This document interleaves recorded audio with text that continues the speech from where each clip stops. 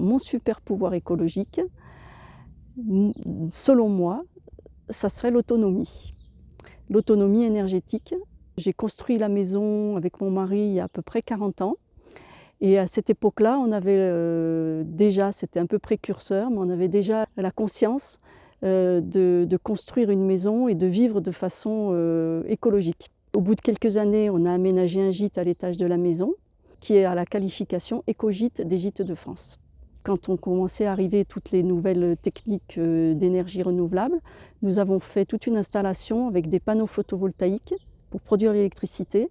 Et cette électricité est stockée dans des batteries qui va nous donner une autonomie, sachant que nous sommes quand même connectés au réseau, de façon à être en secours sur le réseau au cas où il y ait plusieurs jours sans soleil. Mais l'autonomie est quand même de 3 à 5 jours sans soleil. Voilà. On a des panneaux solaires thermiques qui vont nous faire une production d'eau chaude.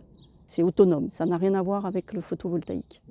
Le chauffe-eau solaire, il fait 500 litres, donc c'est un très gros chauffe-eau, et qui a la moitié du chauffe-eau, la moitié supérieure, qui marche à l'électrique. Si il y a un moment, il n'y a pas de soleil pendant plusieurs jours, ça laisse quand même beaucoup de temps, si on est économe, avant de passer sur la partie électrique du chauffe-eau qui, elle, va forcément pomper sur les batteries électriques. Le principal avantage, c'est l'autonomie, dans le sens où on arrive à avoir à peu près 90 à 95% de notre consommation électrique qui est autoproduite.